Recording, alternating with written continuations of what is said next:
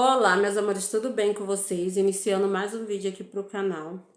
Gente, o vídeo que eu vou fazer hoje foi porque uma inscrita pediu pra mim, me perguntou. Gente, nós estamos morrendo de calor. Para quem tá chegando novo aqui e não sabe, meu nome é Juliana dos Santos, eu sofro de ansiedade, depressão e suspeita de transtorno de borderline. Então, tipo assim, eu faço tratamento. Só que agora que eu tô grávida, eu não tô podendo fazer o tratamento completo. Eu queria gravar isso aqui lá no quarto, mas sabe o que acontece? Queimou a luz do banheiro e queimou a luz do quarto. Aí então eu tô gravando aqui na cozinha. E aqui é muito abafado mesmo. Eu não posso nem abrir a janela da cozinha porque entra rato. Mas vamos lá, gente. Recapitulando, eu mudo muito de assunto. Muito rápido de assunto. Então, aí eu sofro de ansiedade e suspeita de transtorno de borderline ou bipolaridade. Uma dessas aí. Eu tô 3 semanas, que hoje faz 21 dias, sem tomar meu remédio. E assim, todo mundo notou, né?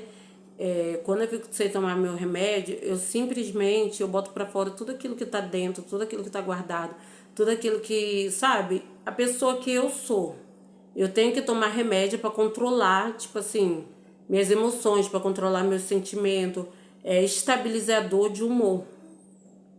Porque geralmente eu sou uma pessoa muito intensa. Ou eu gosto muito de uma coisa, ou eu odeio. Ou eu gosto muito de comer alguma coisa, ou eu não gosto. Nada, nada. Tipo assim, comigo, com o meu problema, não tem meio termo. Eu não gosto mais ou menos de uma pessoa, eu não gosto mais ou menos de uma comida. Eu não gosto mais ou menos. Se eu gostar de uma pessoa, eu gosto muito, muito mesmo. Então, isso daí às vezes atrapalha, porque na vida tudo tem que ter equilíbrio, tudo tem que ser, sabe, equilibrado para poder dar certo. Então, uma inscrita aqui no canal, ela falou assim: Juliana, como você está se sentindo sendo mãe solo e tudo mais? Ela falou assim: como é que você tá se sentindo e tal, assim. Para quem não sabe, eu tenho uma filha de 9 anos, e agora eu tô grávida, é, de 7 meses, quase 8, quase 8 meses, e eu vou ser mãe solo. Assim, gente, eu vou contar pra vocês as duas experiências que eu tive sendo mãe solo e agora, né, que agora eu tô totalmente sozinha e sendo casada, porque quando eu tive a minha filha, eu era casada, morava junto. Aí quando minha filha fez 1 ano, eu casei e tal, assim, eu tinha alguém na minha vida. Mas tinha duas pessoas na minha vida, eu tinha duas pessoas na minha vida. Uma era o meu ex-marido, vou contar primeiro essa experiência que eu tive, e a outra era o meu pai. Gente, quando eu vejo mulheres falando, é muito bom ter uma rede de apoio e tal, assim, eu tive essa rede de apoio, mas com meu pai. Mesmo estando casada, eu já era mãe solo. Tem muitas mulheres aí que falam, eu sou casada e tal, assim, mas ela não tem noção que ela é mãe solo estando casada. Mas como assim, Juliana? Tipo, olha, eu era casada, eu tinha o meu marido na época, só que ele nunca deu um banho, ele nunca passou noite acordado. Quando era para levar a menina no médico, às vezes eu tinha que implorar ele para levar a menina no médico. Ele ia xingando, me humilhando dentro do carro. Eu ouvia todos os tipos de humilhação para levar a filha dele no médico. Então, tipo assim, eu já era mãe solo. Ele nunca lavou uma roupa para me ajudar, nunca lavou um copo dentro de casa para me ajudar. Então, quando eu tive neném, eu já cheguei, tive que ir no hospital, sair do hospital cheio de ponto. Eu tive que ir fazer comprar comida. Eu tive que comprar coberta de cama, roupas para poder chegar, arrumar a casa para as visitas que ia vir visitar minha filha. É, ele nunca me ajudou. Mesmo eu, tipo assim, sabendo que eu tinha ganhado neném, eu cheio de ponto, ele nunca lavou uma roupa, nunca fez nada, nada, nada. Aí vocês vão falar, ai, mas... E eu, tipo assim, eu não sentia tanto, porque uma que eu tinha meu pai ali. Eu tinha o meu pai ali. E outra, porque, gente, eu me descobri como mulher, eu me descobri como pessoa. Quando me tornei mãe, eu descobri que é uma coisa que eu amo ser, eu amo fazer. E eu sou assim, raramente eu gosto de alguma coisa, mas quando eu gosto, eu literalmente me dedico. Eu me dedico. É o que eu falei. Comigo não tem o meio termo. Quando eu gosto de fazer alguma coisa, eu vou tentar fazer o meu melhor. Entendeu? Então, tipo assim, eu já era mãe solo, estando casada. Então, tipo assim, muitas mulheres vão entender o que eu tô falando. Porque, assim, minha mãe era casada, minha mãe tinha 6 filhos. Mas meu pai, ele levantava de noite para fazer mamadeira. Se alguém ficasse doente, ele levava no médico. Ele botava nas costas, meu pai não tinha carro, ele botava nas costas e ia andando, levava no médico. Se alguém passasse mal, ele passava a noite inteira acordado, ajudando a minha mãe. Então, tipo assim, meu pai sempre foi esse homem presente, sempre foi um pai muito presente.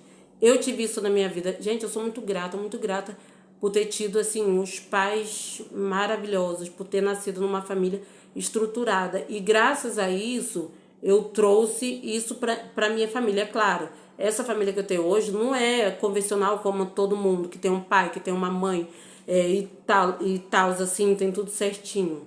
Tem eu, mas através de eu ter crescido numa família estruturada, hoje em dia eu posso ensinar uma criação estruturada para minha filha.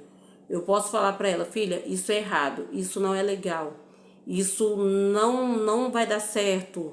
Eu posso, do mesmo jeito que meu pai e minha mãe me criou. Porque não é só porque eu me separei que eu perdi meus princípios. Eu continuo não bebendo, eu continuo não fumando, eu continuo não indo em balada, eu continuo uma pessoa que eu gosto de ir na igreja.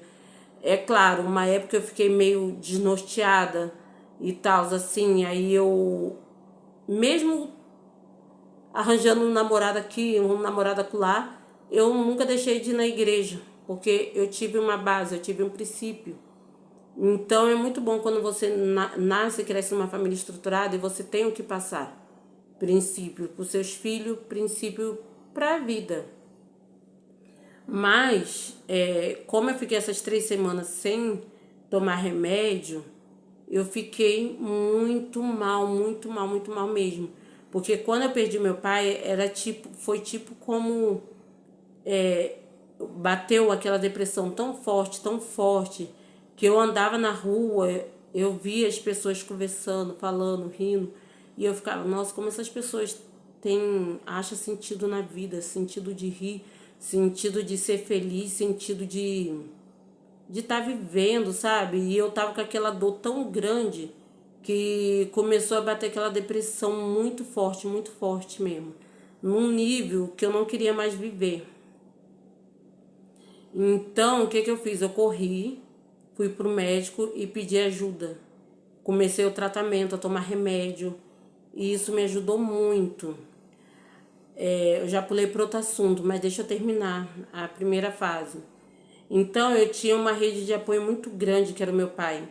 Eu lembro que a Alicia, ela trocava o dia pela noite. De dia ela dormia praticamente o dia inteiro. Ela levantava, mamava e dormia. Levantava, mamava e dormia. E de noite ela abria os olhão e tipo, tô aqui, não vai dormir não. E eu sempre fui assim, nunca fui de dormir de tarde. Eu sempre acordei cedo, porque estudei cedo a minha vida toda. Depois eu comecei a trabalhar cedo, então, tipo assim, eu sou uma pessoa cedo. E se eu dormir 4 horas por noite, eu me sinto bem por causa da ansiedade. Então, eu sempre acordei cedo demais e fiz as coisas cedo demais. E mais de noite eu gosto de dormir. Nem que for essas 4 horinhas. Então, eu não tinha essas 4 horinhas para dormir, porque ela se acordava e eu me sentia muito cansada, me sentia muito exausta. Porque na hora que ela acordava era a hora que eu queria estar dormindo. Então eu lembro que eu ficava no sofá segurando e ninando a Alice assim. E o meu pai, ele falava, Juliana, você vai deixar essa menina cair? Aí eu, não, pai, não vou deixar não. E meu pai tinha problema de insônia. Meu pai tinha um problema grave de insônia, ele não dormia de noite. Aí ele ficava, Juliana, você vai deixar essa menina cair. Aí ele falava, Juliana, me dá essa menina aqui.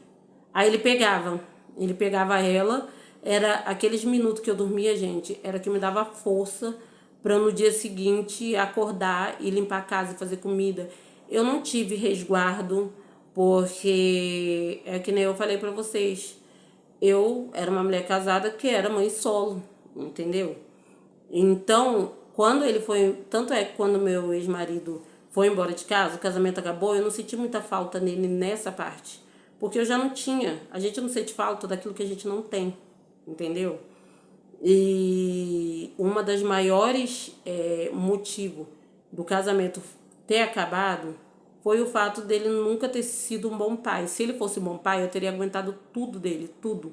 Mas pelo fato que ele não era um bom pai, às vezes acabava um leite para minha filha, eu tinha que ficar implorando para ele. Aí chegava os amigos dele, ele fazia churrasco e soltava toda a grana. E se faltasse um leite para minha filha, eu entrava em pânico. E ele via eu dando crise, ele ria da minha cara, ele zombava de mim e eu lá, sofrendo. Então, tipo assim, quando ele foi embora de casa, eu sofri por um lado, mas pelo outro foi um alívio. Mas quando meu pai foi embora de casa, gente, eu senti todo o peso de realmente ser uma mãe solo, de realmente ser uma mulher sozinha. Tanto é que quando meu pai foi embora, nosso casamento não durou nem um ano depois que meu pai foi embora. Porque a rede de apoio que eu tinha era o meu pai. Eu lembro que eu chorava de dor de dente, porque da gravidez da Alice eu sofri de dor de dente.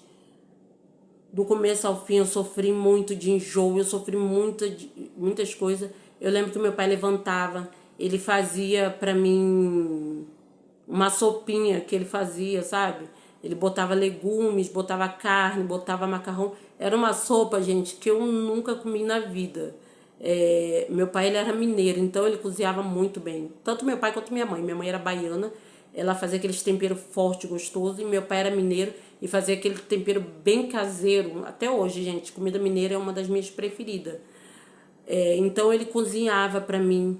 Eu lembro que ele falava, Juju, olha, ninguém. Eu falava, pai, eu vou morrer, pai, essa dor de dente vai me matar. Aí ele falava, calma, Juju, ó, ninguém morre de dor de dente. Aí ele me acalmava, ele me passava aquela calma, aquela tranquilidade. Eu lembro que a Alice começava a soluçar. Eu falei, nossa, mas por que ela tá soluçando, meu pai? Ela tá sentindo frio, põe uma roupinha nela. Aí eu botava uma roupinha, ela parava o soluço. Quando começou a introdução alimentar, a Alice ela engasgava muito com os alimentos, muito. Aí muita gente dava opinião, não, não pode, eu queria bater a sopinha para dar para ela. Muita gente falava, não, não pode, porque a criança precisa desenvolver os dentes, não sei o quê. Então eu ficava muito confusa. E nessa, eu não conseguia introduzir alimento na minha filha. Aí o meu pai falou assim pra mim um dia, Juliana, nem toda criança é igual. Eu tive 6 filhos e nenhum foi igual ao outro. Você tem que entender que a sua filha, ela tem a dificuldade sim de se alimentar e você vai ter que procurar um caminho para alimentar ela. Então foi onde eu comecei a buscar coisas que eu tentei dar Mucilon, ela não tomava. Farinha láctea ela não tomava, Neston ela não tomava. Aí eu procurei, porque depois eu comecei a trabalhar. Aí eu comecei a dar Toddy pra ela, Nescau. Ela tomava aquele de caixinha. Começou tomando aquele de caixinha. Aí depois eu comprava o leite normal, dava pra ela, ela tomava. Então eu ia procurando os meios. Ela não gostava de maçã, ela não gostava de laranja, ela não gostava de pera, ela gostava de tangerina. Pensa, uma criança que engaja comendo tangerina. Aí eu tinha que apertar o sumo dentro da boca dela. Ela bebia que nem passarinho. Então ela comia tangerina. Ela gostava de umas coisas tipo aleatórias, tipo nada a ver. Que outras crianças não gostavam, mas ela gostava. Então eu fui descobrindo o que ela gostava de comer, o que ela gostava de coisar. E graças ao meu pai. Porque meu pai ele me deu muito conselho. Ele falava, Juliana, nem toda criança é igual. A sua filha é diferente, ela não gosta. Simples assim. Eu lembro que a Alicia, ela me chamava de Juju. Ela não me chamava de mãe. Ela começou a me chamar de mãe lá para o primeiro ano dela da escola, quando ela tinha 4 anos, que ela viu todas as crianças chamando de mãe, aí ela começou a me chamar de mãe. Mas ela me chamava de Juju. Juju, Juju, Juju, quer água? Juju. Era Juju o dia inteiro. E o meu pai, ele ficava o dia inteiro. Não é Juju, é mamãe. Aí ela, Juju. Aí meu pai, não é Juju, mamãe. Aí ela ficava Juju. Meu pai ensinou ela a falar. Meu pai ficava horas e horas ensinando ela a falar. Então ela aprendeu a falar com o meu pai. Tudo basicamente que a Alice aprendeu foi com meu pai. Eu lembro que ele dedicava muitas horas do tempo dele, porque meu pai sempre trabalhou muito para criar gente. 6 filhos, vocês imaginam. Aí depois começou a vir os netos, ele ainda trabalhava, ele ajudou a criar netos também. E a Alicia foi a única que ele teve tempo de ser avô. Foi a única que ele teve tempo. Eu lembro que teve um dia que ela falou, ela começou a ver as árvores de Natal. E ela ficava assim encantada com as árvores de Natal. Aí meu pai via que os olhinhos dela brilhavam. E eu não tinha dinheiro, né? Aí meu pai saiu e chegou com a árvore de Natal. Meu Deus, foi alegria. Foi uma alegria quando ela viu aqueles pisca-pisca árvore de Natal. E até hoje a árvore de Natal tá ali em cima do guarda-roupa. Eu não tenho coragem de jogar fora. Eu não tenho coragem de me desfazer porque é uma coisa que me lembra muito. Meu pai me lembra demais. Me lembra demais. Então, tipo assim, eu tive a rede de apoio. Meu pai foi minha rede de apoio quando eu tive a minha filha. Então, quando eu descobri essa segunda gravidez, vocês têm aí vídeo no canal que eu tava namorando, eu fui pedindo casamento, fiz a loucura de ir pra outra cidade. Gente, eu só fiz essa loucura porque eu não tava bem. Eu tinha perdido meu pai há pouco tempo, então, tipo assim, eu precisava de alguma coisa pra fazer, pra fugir, pra distrair minha mente, sei lá, eu precisava de alguma coisa. E foi assim que eu tive a Alicia também. Tinha pouco tempo que eu tinha perdido a minha mãe e eu precisava de alguma coisa na minha vida. Então, até porque eu sou uma pessoa assim, extremamente desconfiada, eu nunca confiei em homem, nunca confiei em palavras doces nem nada. Eu sempre fui muito desconfiada. Então, tipo assim, se eu tô num momento vulnerável, muito vulnerável da minha vida, eu vou abrir brechas. Então foi o que eu fiz. Eu falei assim, eu preciso de algo na minha vida. Então, eu fui pedir de casamento, aceitei. Fui embora pra outra cidade e tal, assim. Aí, quando eu cheguei lá, eu vi que não dava certo, gente, que não ia dar certo. Eu descobri que eu não me sinto bem sendo madrasta. Eu acho que é uma palavra dura, é uma palavra que machuca. Tipo assim, às vezes a criança fazer uma coisa errada, eu não queria chamar atenção. Aí se eu falasse, ó, isso tá errado, eu conversava, ó, não é bom fazer isso, mas depois eu me sentia muito mal, eu me sentia muito mal mesmo. Eu ficava, nossa, eu não acredito. Tipo assim, com a minha filha eu tenho coragem de chegar ali, isso tá errado, não faz, e não sei o que, eu chamo a atenção dela. Mas assim, madrasta é uma palavra muito dura. É uma palavra muito dura. Eu me sentia muito mal. Eu me sentia muito mal mesmo. Eu peguei um amor muito imenso pelo João. O João é o filho do pai do bebê, né? Meu enteado, era meu enteado, né? Mas assim, eu lembro que eu ficava muito triste, assim, quando eu via, eu fiz um almoço pra ele, ele falou assim, minha mãe nunca cozinhou pra mim. Então isso daí partiu meu coração, eu pensei assim, como é que uma mãe não tem coragem de cozinhar pra um filho? E essas coisas assim, sabe? Às vezes ele me agradecia. Só que, tipo assim, se ele fizesse alguma coisa errada, eu me sentia muito mal por chamar a atenção dele. Eu falava, João, não faz isso, mas depois eu me sentia muito mal mesmo. Eu me sentia a pior pessoa do mundo, eu me sentia um lixo humano. Aí eu descobri que eu não nasci para ser madrasta. É, é uma palavra horrível, é uma palavra que não entra no meu vocabulário, que mexe com o meu psicológico. E eu me sentia muito mal mesmo. Aí um dia eu chamei a atenção do João, depois eu chorei muito. E falei pro pai dele, eu falei assim, eu não nasci para ser madrasta. Eu não me sinto bem em ser madrasta, em me colocar nesse papel. E eu fiquei muito mal mesmo.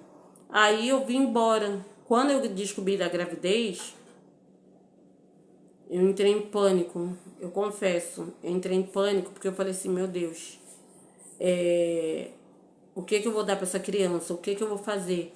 Eu preciso comprar um enxoval, eu preciso cuidar. E quando eu lembrei do meu pai, que foi meu rede de apoio, quando eu tive a minha filha, que eu não ia ter mais isso, foi a pior parte da minha vida.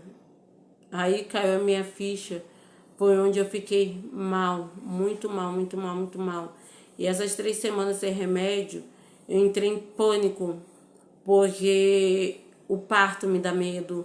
Eu fico em pânico, eu falo, eu tenho que sair dessa, eu tenho que ter um bom parto, eu tenho que ter saúde, porque eu tenho que criar minha filha, eu tenho que criar meu filho que tá para nascer. Então tudo isso veio em cima de mim e eu pegava o dia inteiro, eu chorava. Chorava de manhã, chorava de tarde, chorava de noite. E eu falava, meu Deus, o que que eu vou fazer? Ser o meu pai, o que que vai ser de mim? Agora, literalmente, eu tô sentindo o que que é o peso de ser uma mãe solo, porque eu não tenho o apoio do meu pai aqui comigo. Então, eu liguei pra minha irmã mais velha, desesperada. Eu falei assim, Raquel, eu não tô bem, tipo assim, e eu liguei pra minha irmã, e a minha irmã conversou comigo, e ela falou, calma, Ju, eu sei que você tá com medo, mas confia em Deus. E eu lembro que eu não tive tanto medo do parto da Alicia, porque eu tinha o meu pai ali. Como ele me acalmava demais, ele me dava força demais, é, eu tive medo. Sabe, quando Pedro viu Jesus andando na água e ele começou a andar na água, todo feliz porque viu Jesus, mas quando ele começou a olhar a imensidão do mar, começou a olhar para um lado e para o outro, ele começou a sentir medo e ele afundou. É assim que eu tô me sentindo agora. Mas assim, Deus foi tão maravilhoso que eu comecei a trabalhar para minhas irmãs, a cuidar do meu sobrinho, e eu já recebi um dinheiro que não tem nada a ver com a pensão da minha filha. Então, eu fiz questão de comprar tudo. Eu fiz enxoval, gente. Eu consegui comprar lixeirinha, consegui comprar banheira, consegui comprar carrinho de bebê, consegui comprar roupinhas, ganhei um chá de bebê da igreja que me ajudou a comprar fralda. Eu sei que o enxoval do bebê foi melhor do que o que eu tive da Alicia estando casada. Então, tipo assim, eu vi que eu era capaz, que eu consigo. E hoje em dia eu me concentro naquilo que eu sou boa em fazer, naquilo que eu sei que eu faço melhor. Nunca pensei, ai, vou ser mãe solteira, nunca. Eu tinha pavor. Quando eu vi uma menina tendo filho sem pai, eu falava, ai, que situação, pra que botar filho no mundo se não tem pai? Pra que não sei o quê? E hoje em dia eu já tenho, tipo assim, um pensamento assim, eu amo ser mãe, amo. É uma coisa que eu sou boa em fazer. É a mesma coisa na escola. Eu não tinha paciência para escola, eu não tinha paciência para estudar. Mas só porque eu amava história, a matéria de história, eu sempre tirava a maior nota da sala. Eu sempre tirava 10, 98, 9,8, 9,9, 10, 10. Eu sempre tirava a maior nota da sala, porque era uma matéria que eu gostava. Matemática, eu ganhei já maratonas de matemática, porque matemática era algo que eu gostava. Então, era algo que eu me dedicava, porque era algo que eu amava. Então, eu botei na minha vida, assim, aquilo que eu amo é aquilo que eu vou me dedicar de melhor. Por exemplo, eu amo gravar vídeo pro YouTube. Então é algo que eu tô há anos, não recebo nada por isso, mas eu faço e me dedico. Por quê? Porque é algo que eu amo fazer. Então eu aprendi a me concentrar naquilo que eu amo fazer. E quando eu amo fazer alguma coisa, eu vou tentar fazer o meu melhor. Eu vou dar o meu melhor. Nem sempre o meu melhor vai ser o melhor, mas eu vou tentar dar o meu melhor. Então, eu sou boa em ser mãe. Eu descobri que eu sou ótima em ser mãe, que eu amo ser mãe.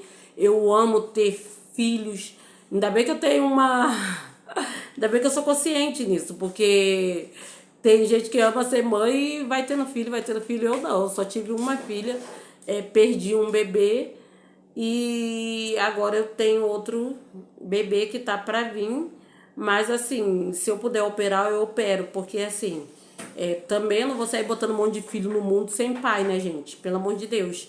Vamos ter consciência. E outra, que meu sonho sempre foi ter 2 filhos, sempre foi ter 2 filhos. E como eu tenho muito sobrinho, eu sou mãe de um monte.